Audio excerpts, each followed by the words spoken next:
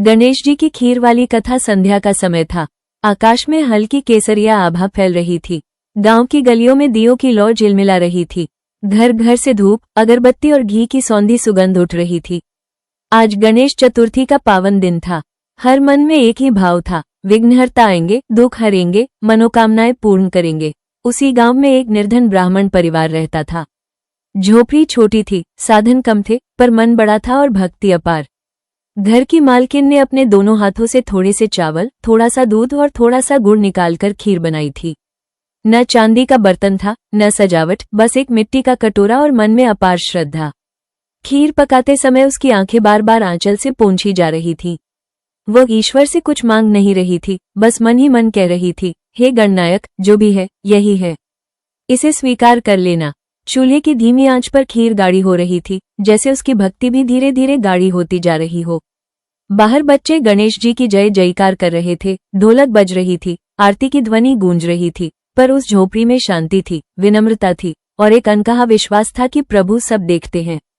रात गहराने लगी। घर के मुखिया ने कहा, अन्न थोड़ा है पर भाव अपार है, चलो पहले भगवान को अर्पण करें। उन्होंने मिट्टी के कटोरे में खीर रखी, सामने एक छोटा सा गणेश जी का चित्र रखा, दिया जलाया और दोनों हाथ जोड़कर खड़े हो गए। न कोई मंत्रों की बड़ी पुस्तक, न कोई विद्वान पंडित, बस सरल शब्द, हे विघ्नहर्ता, आज हमारे घर में जो कुछ भी है वो सब आपका है। यदि आप प्रसन्न हो तो हमें बस यही आशीर्वाद देना कि हमारी श्रद्धा कभी कम न हो। उनके स्वर में कंपन था, आंखों में आंसू थे और हृदय में पूर्ण समर्पण। जैसे ही उन्होंने नेत्र खोले, उन्हें लगा जैसे झोपड़ी में किसी की उपस्थिति है। दिए की लौ हल्के से कांपी। एक पल को लगा कि कोई बालक द्वार पर खड़ा है। वही बालक भीतर आया, गजमुख, बड़े कान, छोटी सी देह, नेत्रों में करुणा की गहराई। वह मुस्कुराया और बोला, मुझे बहुत भूख लगी है, क्या तुम मुझे कुछ खिलाओगे? दोनों पति पत्नी एक दूसरे की ओर देखने लगे। उनके पास बस वही खीर थी जो उन्होंने भगवान को चढ़ाई थी, पर उनके मन में एक पल का भी संकोच नहीं आया। उन्होंने बालक को आसन दिया और कहा, हे बालक, हमारे पास जो कुछ है वही है, इसे स्वीकार करो। बालक ने मिट्टी का कटोरा अपने हाथ में लिया। पहली ही ग्रास के साथ उसका मुखमंडल और भी तेजस्वी हो उठा। दूसरी, तीसरी, चौथी ग्रास के साथ ऐसा लगने लगा जैसे कटोरा खाली नहीं हो रहा, बल्कि और भरता जा रहा हो। घर की मालकिन के हाथ कांपने लगे। वो मन ही मन सोचने लगी, हमारी तो सारी पूंजी यही थी, यदि यह भी समाप्त हो गई तो? पर फिर तुरंत ही उसने अपने मन को समझाया, जो प्रभु को दिया वो कैसे समाप्त हो सकता है। बालक खीर खाता रहा, मुस्कराता रहा और हर ग्रास के साथ घर में एक अनोखी शांति फैलती रही। कुछ ही क्षणों में ऐसा प्रतीत हुआ मानो वो साधारण बालक नहीं, स्वयं गणेश जी हैं। उनके मुख पर दिव्य तेज था, आंखों में करुणा और हाथों में आशीर्वाद। उन्होंने अंतिम कौर लेकर कटोरा नीचे रखा और धीरे से कहा, तुम्हारी खीर नहीं, तुम्हारा भाव मुझे तृप्त कर गया। ये कहते ही उनका रूप और अधिक दिव्य हो गया। पति पत्नी दोनों भूमि पर गिर पड़े। उनकी आंखों से आंसुओं की धारा बहने लगी। वे कुछ बोल नहीं पा रहे थे। हृदय में बस एक ही भाव था, हम धनवान नहीं हैं, पर आज प्रभु ने हमारे घर को अपने चरणों से पावन कर दिया। गणेश जी ने उन्हें उठाया और कहा, तुम्हारे पास भले ही कम हो, पर तुम्हारा मन निर्मल है। जो मुझे प्रेम से अर्पित किया जाता है वही मुझे सबसे प्रिय होता है। याद रखना, जहाँ भाव है वहीं भगवान है। इतना कहकर उन्होंने अपना आशीर्वाद दिया और अंतर्ध्यान हो गए। झोपड़ी में फिर वही दिया जल रहा था, वही मिट्टी का कटोरा रखा था, पर अब सब कुछ बदला हुआ था। वह साधारण झोपड़ी अब उन्हें मंदिर सी प्रतीत हो रही थी। अगली सुबह जब गांव वालों को इस घटना का पता चला तो वे आश्चर्यचकित रह गए। लोग कहने लगे, भगवान तो बड़े बड़े मंदिरों में, स्वर्ण कलशों में, राजाओं के महलों में आते होंगे, पर उस निर्धन परिवार ने बस इतना कहा, भगवान वहां आते हैं जहां हृदय सच्चा होता है। ये बात धीरे धीरे पूरे गांव में फैल गई। लोगों ने समझा कि भक्ति का अर्थ दिखावा नहीं, बल्कि समर्पण है। समय बीतता गया। उसी गांव में एक धनी सेठ रहता था। उसके घर में सोने चांदी की कोई कमी नहीं थी। हर पर्व पर वह भव्य आयोजन करता, बड़े बड़े पंडित बुलाता, महंगे भोग लगवाता। पर उसके मन में कहीं ना कहीं ये भाव था कि वह ईश्वर को भी अपनी संपत्ति से खरीद सकता है। जब उसने उस निर्धन परिवार की कथा सुनी तो उसके मन में एक अजीब सी बेचैनी हुई। उसने सोचा, यदि भगवान वहां आए तो मेरे यहाँ क्यों नहीं? उसी वर्ष गणेश चतुर्थी पर उसने सबसे भव्य आयोजन किया। चांदी के थाल, केसर, बादाम, काजू, दूध से भरे पात्र, सब कुछ अत्यंत सुंदर। उसने मन ही मन कहा, हे गणेश, देखो मैंने तुम्हारे लिए कितना कुछ किया है। पर जब पूजा समाप्त हुई तो भी उसके मन को शांति नहीं मिली। न कोई अनुभूति हुई, न कोई आंतरिक संतोष। वो रात भर बेचैन रहा। अगले दिन वो उसी निर्धन परिवार की झोपड़ी पर पहुंचा। वहां उसने देखा, न कोई भव्यता, न कोई दिखावा, बस सादगी और मुस्कान। घर की मालकिन वही खीर बना रही थी, जैसे हर साल बनाती थी। सेठ ने पूछा, तुम्हारे पास न धन है, न साधन, फिर भी भगवान तुम्हारे घर आए और मेरे यहाँ नहीं? वो स्त्री मुस्कराई और बोली, हमने भगवान को कभी अपने पास बुलाने की कोशिश नहीं की। हमने तो बस अपना हृदय उनके चरणों में रख दिया। उस दिन सेठ के जीवन में परिवर्तन आया। उसने समझा कि भक्ति व्यापार नहीं, सौदा नहीं, बल्कि समर्पण है। उसने दिखावे की पूजा छोड़कर सरलता अपनाई। धीरे धीरे उसका मन शांत होने लगा। उसे पहली बार यह अनुभव हुआ कि ईश्वर बाहर नहीं, भीतर मिलते हैं। वर्षों बीत गए, पर उस गांव में आज भी गणेश चतुर्थी के दिन खीर का प्रसाद विशेष रूप से बनाया जाता है। लोग कहते हैं, यह वही खीर है जो भक्ति की आंच पर पकती है। बच्चे जब ये कथा सुनते हैं तो उनके मन में ये भाव जन्म लेता है कि भगवान को पाने के लिए धन नहीं, प्रेम चाहिए। बूढ़े जब इसे सुनते हैं तो उनकी आंखों में आंसू आ जाते हैं, क्योंकि वे अपने जीवन की भूलों को समझ पाते हैं। और युवाओं को ये कथा ये सिखाती है कि सच्ची श्रद्धा कभी व्यर्थ नहीं जाती। गणेश जी की खीर वाली यह कथा हमें ये स्मरण कराती है कि प्रभु को भोग नहीं, भाव चाहिए। जिस दिन हम ये समझ लेंगे कि भगवान हमारे बाहरी आडंबर से नहीं, हमारे हृदय की पवित्रता से प्रसन्न होते हैं, उस दिन हमारे जीवन के सारे विघ्न स्वतः ही दूर हो जाएंगे। जिस प्रकार उस साधारण खीर ने स्वयं विघ्नहर्ता को आकर्षित कर लिया, उसी प्रकार हमारा सच्चा प्रेम भी ईश्वर को हमारी ओर खींच लाता है। और अंत में बस यही कहना है कि यदि हमारे पास देने को केवल 2 मुट्ठी अन्न, थोड़ी सी खीर या केवल एक सच्चा आंसू ही क्यों न हो, यदि वो प्रेम और श्रद्धा से अर्पित है, तो वो पूरे संसार के वैभव से अधिक मूल्यवान है। गणेश जी हर उस हृदय में विराजते हैं जहां अहंकार नहीं, केवल समर्पण होता है, जहां दिखावा नहीं, केवल सच्ची भक्ति होती है। उस कथा के बाद गांव में एक नई चेतना जाग उठी थी। लोग अब केवल पर्व मनाने नहीं, बल्कि अपने भीतर झांकने लगे थे। पहले जहां पूजा केवल परंपरा थी, अब वहां भाव जुड़ने लगा था। उसी निर्धन परिवार की झोपड़ी अब किसी मंदिर से कम नहीं लगती थी। हर आने वाला वहां बैठकर कुछ देर मौन रहता, मानो उस मिट्टी की दीवारों में आज भी गणेश जी की करुणा गूंज रही हो। घर की मालकिन अब भी हर चतुर्थी को वही खीर बनाती थी, न कम न अधिक, जैसे वर्षों पहले बनाई थी। वो कहती थी, भोग का आकार नहीं, भावना का भार मायने रखता है। एक दिन गांव में भयंकर अकाल पड़ा। खेत सूख गए, कुएं खाली होने लगे, अनाज की कमी हो गई। लोगों के मन में डर बैठ गया। मंदिरों में भीड़ बढ़ने लगी, हर कोई अपनी अपनी समस्या लेकर भगवान के द्वार पर जाने लगा। उसी समय गांव के बुजुर्गों ने सोचा कि उस निर्धन परिवार के घर जाकर गणेश जी से सामूहिक प्रार्थना की जाए, क्योंकि वहीं कभी साक्षात प्रभु प्रकट हुए थे। सब लोग संध्या के समय वहां एकत्र हुए। न किसी के हाथ में भेंट थी, न थाली में भोग, बस खाली हाथ और भरे हुए मन थे। घर की मालकिन ने फिर से वही खीर चूल्हे पर चढ़ाई। इस बार सामग्री और भी कम थी। दूध में पानी मिलाना पड़ा, गुड़ की जगह थोड़ा सा शक्कर डालना पड़ा। उसका मन एक पल के लिए डगमगाया, क्या ये प्रभु को स्वीकार होगा? फिर उसने आंखें बंद की और मन ही मन कहा, हे विघ्नहर्ता, जो है वही है। हमारी सामर्थ्य यही है, हमारी श्रद्धा आप तक पहुंचे, यही प्रार्थना है। जब खीर बनी तो उसने सबके सामने वही मिट्टी का कटोरा रखा, दिया जलाया और सबने एक साथ आंखें बंद कर ली। उस क्षण गांव में ऐसी शांति छा गई जैसी पहले कभी नहीं हुई थी। कोई मंत्र नहीं, कोई ऊंचा स्वर नहीं, बस हृदय की धड़कनों में छिपी हुई प्रार्थना। तभी किसी बच्चे ने धीरे से कहा, माँ देखो। सबने आंखें खोली। उन्हें कोई चमत्कार नहीं दिखा, न कोई दिव्य रूप, पर सबके भीतर कुछ बदल चुका था। भय, चिंता और घबराहट जैसे कहीं दूर चली गई थी। लोगों को ऐसा लग रहा था मानो किसी ने उनके कंधों पर हाथ रखकर कहा हो, डरो मत, मैं तुम्हारे साथ हूँ। उस रात किसी को भूख नहीं लगी। थोड़ी सी खीर सब में बांटी गई। हर किसी को लगा जैसे वो कटोरा कभी खाली ही नहीं हो रहा।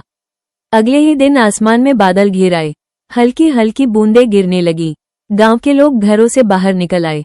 किसी ने कहा, ये तो गणेश जी का आशीर्वाद है। किसी की आंखों में आंसू थे, किसी के होठों पर मुस्कान। अकाल की आशंका धीरे धीरे समाप्त होने लगी। खेतों में फिर से हरियाली लौटने लगी।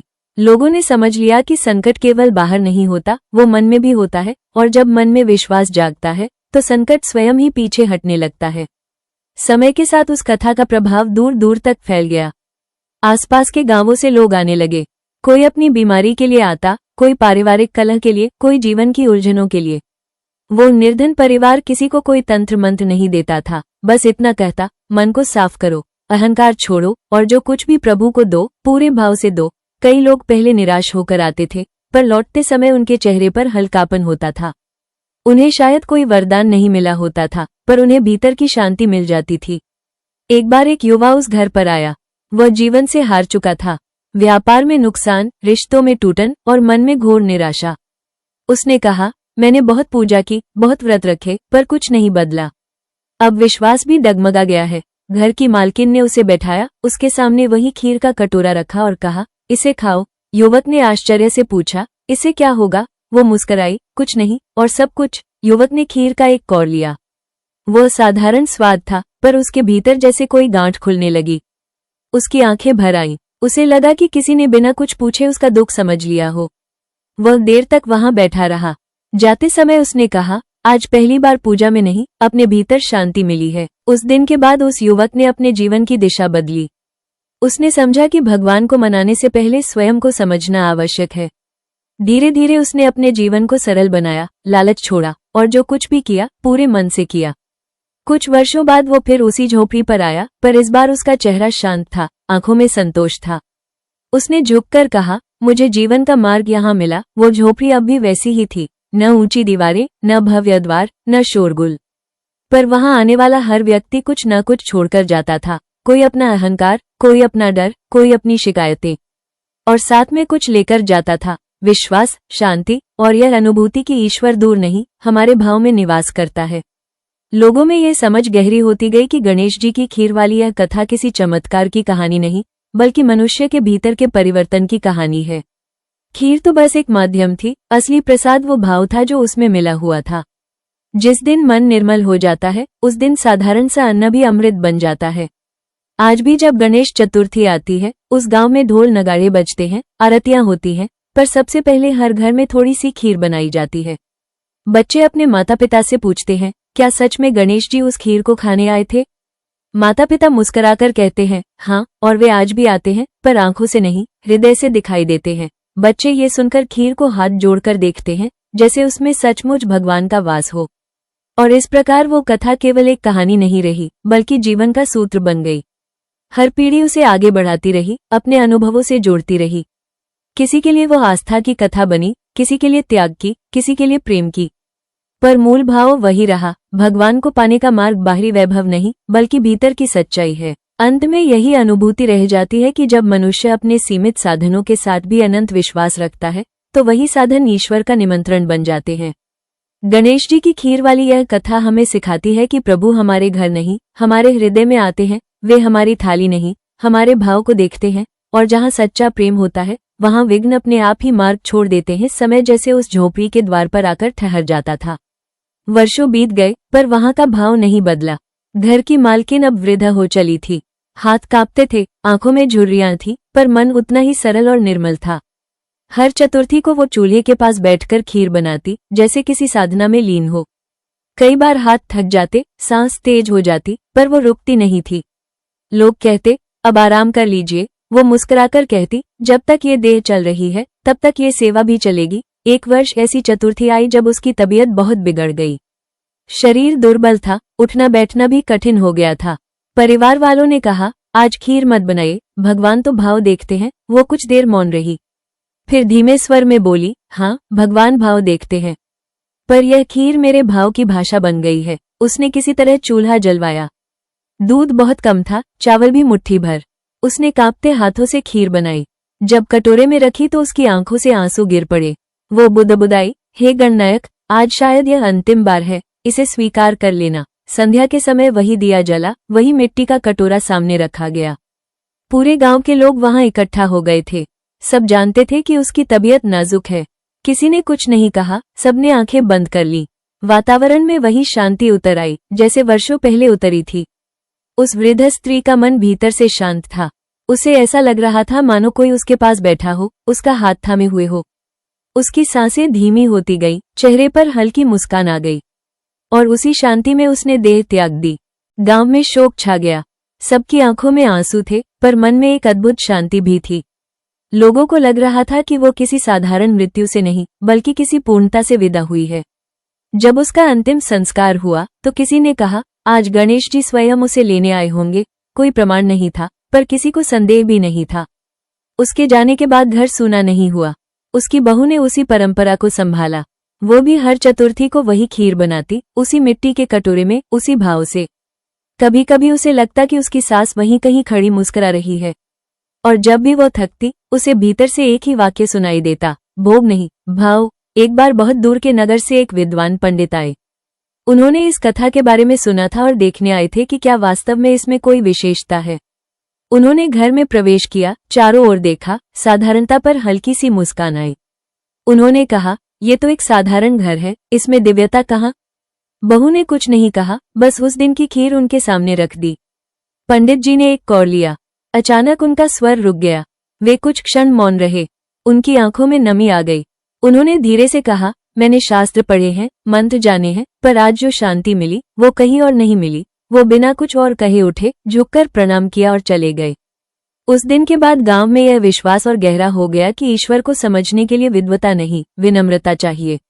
जिस प्रकार उस स्त्री ने जीवन भर बिना किसी यश की कामना के सेवा की, उसी प्रकार सच्ची भक्ति भी मौन में फलती है। धीरे धीरे ये कथा दूर दूर के क्षेत्रों में फैलने लगी। कुछ लोग इसे चमत्कार कहते, कुछ इसे मनोभाव का प्रभाव मानते, पर जो भी वहां जाता कुछ न कुछ बदल कर लौटता। कोई कहता, मेरा भय कम हो गया। कोई कहता, मेरा क्रोध शांत हो गया। कोई कहता, मुझे अपने जीवन का अर्थ समझ में आया। वो झोपड़ी अब केवल एक स्थान नहीं रही, बल्कि एक अनुभूति बन गई। एक वर्ष एक स्त्री वहां आई, जिसकी गोद सूनी थी। वर्षों से वह संतान के लिए भटक रही थी। उसने बहुत व्रत किए, बहुत मंदिरों में माथा टेका, पर मन में एक खालीपन बना रहा। वो उस झोपड़ी में बैठी, खीर का एक कौर लिया और आंखें बंद कर ली। वो फूट फूट कर रोने लगी। उसने कहा, हे गणेश, यदि देना न हो तो भी मुझे इतना बल दे दो कि मैं शिकायत न करूं। कुछ महीने बाद वो फिर आई। इस बार उसकी आंखों में आशा थी। उसने कहा, मैं गर्भवती हूँ। लोग इसे चमत्कार कहें या संयोग, पर उस स्त्री के लिए वो खीर केवल प्रसाद नहीं, जीवन का वरदान बन गई थी। पर हर बार कथा का अर्थ यही नहीं था कि मनोकामनाएं पूरी हो जाएं। कई लोग ऐसे भी आए जिन्हें वैसा फल नहीं मिला जैसा वे चाहते थे, पर उन्हें भीतर से ऐसा संबल मिला कि वे अपने दुख को स्वीकार कर पाए। वे कहते, दुख गया नहीं, पर अब वो मुझे तोड़ता नहीं है। और यही इस कथा का सबसे गहरा संदेश था। समय बदलता गया। गांव की गलियां पक्की हो गई, घरों में बिजली आ गई, मोबाइल की रोशनी में लोग जीने लगे, पर उस झोपड़ी में दिया आज भी जलता रहा। नई पीढ़ी के बच्चे जब वहां आते तो उनसे कहा जाता, ये केवल कहानी नहीं, ये जीवन जीने का ढंग है। वे खीर का एक कौर लेते और अपने मन में ये भावना लेकर जाते कि संसार में सबसे बड़ा चमत्कार किसी का प्रेम जीत लेना है। और इस प्रकार गणेश जी की खीर वाली यह कथा पीढ़ी दर पीढ़ी बहती रही, जैसे कोई शांत नदी जो शोर नहीं करती, पर सबको जीवन देती है। इसमें न कोई दिखावा था, न कोई भय, बस एक सीधा सा मार्ग था। अहंकार छोड़ो, सरल बनो, और जो भी अर्पित करो, पूरे हृदय से करो। अंत में जब कोई इस कथा को सुनता है तो उसके भीतर एक ही प्रश्न उठता है, यदि भगवान मेरे घर नहीं आए तो क्या मेरे मन में आने के लिए मैं तैयार हूँ? और शायद यही प्रश्न इस कथा का सबसे बड़ा उपहार है। समय के साथ वो झोपड़ी अब भी वहीं खड़ी थी, पर उसकी पहचान बदल चुकी थी। वो केवल मिट्टी और लकड़ी का घर नहीं रही, बल्कि श्रद्धा का प्रतीक बन गई थी। कई पीढ़ियां आई और चली गईं, पर खीर की परंपरा नहीं टूटी। हर चतुर्थी को वही सरल भोग, वही मिट्टी का कटोरा, वही दिया और वही मौन प्रार्थना। लोग समझने लगे थे कि यहाँ कोई चमत्कार दिखाने के लिए नहीं आता, बल्कि भीतर को बदलने के लिए आता है। एक वर्ष गांव में भव्य मंदिर बनने की योजना बनी। धन इकट्ठा किया गया, पत्थर आए, शिल्पकार आए। सब चाहते थे कि गांव का नाम दूर दूर तक हो। जब निर्माण पूरा हुआ तो उद्घाटन के दिन उसी झोपड़ी से खीर मंगवाई गई। किसी ने पूछा, इतने बड़े मंदिर में वही साधारण खीर क्यों? बुजुर्ग ने उत्तर दिया, क्योंकि इसी साधारणता में हमारी आत्मा बसती है। मंदिर में सोने के कलश थे, ऊंचे शिखर थे, पर खीर वही थी, सरल, शुद्ध और भाव से भरी। उस दिन एक बालक अपनी माँ का हाथ पकड़कर आया। उसने खीर का एक कौर लिया और मासूमियत से पूछा, माँ, क्या भगवान सच में यहाँ रहते हैं? माँ ने बच्चे के हृदय पर हाथ रखते हुए कहा, हाँ बेटा, पर पहले यहाँ रहते हैं। बालक मुस्कुराया। उस मुस्कान में वही निष्कपटता थी जो वर्षों पहले उस निर्धन स्त्री के मन में थी। धीरे धीरे लोगों ने समझ लिया कि जीवन की सबसे बड़ी पूजा बाहरी नहीं, भीतरी होती है। जब मन से भय निकल जाता है तो संकट छोटा हो जाता है। जब अहंकार गिर जाता है तो ईश्वर निकट आ जाता है। और जब हम अपने पास जो कुछ भी है पूरे भाव से अर्पित कर देते हैं तो वही साधारण वस्तु प्रसाद बन जाती है। अब उस कथा को सुनने वाला हर व्यक्ति अपने साथ एक प्रश्न लेकर लौटता था, मैं ईश्वर को क्या अर्पित करता हूँ? केवल वस्तुएं या अपना हृदय भी? और जब वो अपने जीवन में लौटता तो कहीं ना कहीं थोड़ा सरल हो जाता, थोड़ा विनम्र हो जाता, थोड़ा शांत हो जाता। आज भी जब संध्या ढलती है और दिया जलता है तो ऐसा लगता है जैसे उस झोपड़ी में वही करुणा आज भी सांस ले रही हो। कोई प्रत्यक्ष दर्शन नहीं होता, कोई स्वर सुनाई नहीं देता, पर भीतर एक अनुभूति अवश्य जागती है कि हम अकेले नहीं हैं। किसी ने हमारे दुख देख लिए हैं, किसी ने हमारे भाव स्वीकार कर लिए हैं। और इसी अनुभूति में गणेश जी की खीर वाली यह कथा अपना पूर्णत्व पाती है। ये कथा हमें यह नहीं सिखाती कि भगवान कैसे पाए जाएं, बल्कि यह सिखाती है कि हम कैसे ऐसे बने कि भगवान हमारे भीतर उतर सके। क्योंकि प्रभु थाल की समृद्धि नहीं देखते, वे मन की सच्चाई देखते हैं। वे शब्दों की ऊंचाई नहीं सुनते, वे भाव की गहराई महसूस करते हैं। यदि कभी जीवन में ऐसा लगे कि साधन कम है, शक्ति कम है, सामर्थ्य सीमित है, तो बस उस खीर को स्मरण करना, थोड़े से दूध, थोड़े से चावल और अनंत श्रद्धा से बनी हुई खीर। वही खीर जिसने ये सिखा दिया कि जहाँ प्रेम है वहीं परमात्मा है, जहाँ समर्पण है वहीं चमत्कार है, और जहाँ अहंकार नहीं वहीं गणेश जी स्वयं विराजते हैं। यही इस कथा का अंतिम सत्य है। ईश्वर को पाने के लिए हमें बड़े नहीं, सच्चे बनना होता है। और जब मन सच्चा हो जाता है तो जीवन स्वयं प्रसाद बन जाता है। गणेश जी की खीर वाली कथा की विधि, सबसे पहले स्थान को शुद्ध और शांत करें। जहां कथा करनी हो वहां साफ कपड़ा बिछाएं, गणेश जी की प्रतिमा या चित्र रखें, सामने एक दीपक रखें। वातावरण में धूप या अगरबत्ती की सुगंध हो तो मन स्वतः एकाग्र होता है।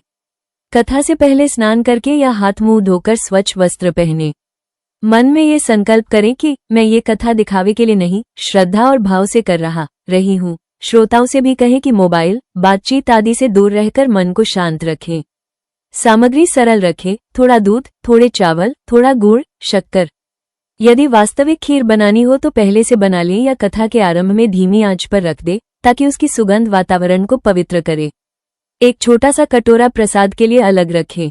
दीप प्रज्वलन करें और दोनों हाथ जोड़कर छोटा सा आह्वान करें, हे गणनायक, हे विघ्नहर्ता, हम सबके हृदय में विराजिए, इस कथा को स्वीकार कीजिए। कोई लंबा मंत्र आवश्यक नहीं, भाव ही प्रधान है। अब कथा का वाचन आरंभ करें। स्वर मध्यम रखें, न बहुत तेज न बहुत धीमा। जहां भाव गहरा हो वहां हल्का विराम दें। बीच बीच में श्रोताओं को ये स्मरण कराते रहें कि यह कथा चमत्कार से अधिक मन परिवर्तन की कथा है। कथा के मध्य में जहां खीर का प्रसंग आता है, उसी समय छोटे कटोरे में थोड़ी खीर निकालकर गणेश जी के समक्ष रखें। मन ही मन कहें, हे प्रभु, ये भोग नहीं, हमारा भाव है। यही क्षण कथा का हृदय है। यहाँ गति धीमी रखें ताकि श्रोता भीतर उतर सके। कथा के अंतिम भाग में श्रोताओं को आत्मचिंतन की ओर ले जाएं, ये कहकर कि भगवान बाहरी वैभव नहीं, भीतर की सच्चाई देखते हैं। स्वर को शांत और कोमल बनाए रखें ताकि मन में शांति उतरे। समापन पर सभी से कुछ क्षण मौन रखने को कहें। इसके बाद एक छोटी सी प्रार्थना करें, हे गणेश, हमारे अहंकार का विघ्न दूर करें, हमारे हृदय में प्रेम और सरलता भरें। अब प्रसाद वितरण करें। पहले गणेश जी को अर्पित खीर, फिर सभी में थोड़ी थोड़ी बांटें। ये भी कहें कि प्रसाद से अधिक महत्वपूर्ण वो भाव है जो हम अपने साथ लेकर जा रहे हैं। यदि मंच या सभा में कर रहे हो तो ध्यान रखें, कथा के दौरान कोई दिखावा, लंबी घोषणाएं या अत्यधिक संगीत न हो। पृष्ठभूमि में बहुत हल्का भजन या तानपुरे का स्वर हो तो ठीक है, पर शब्दों पर हावी न हो।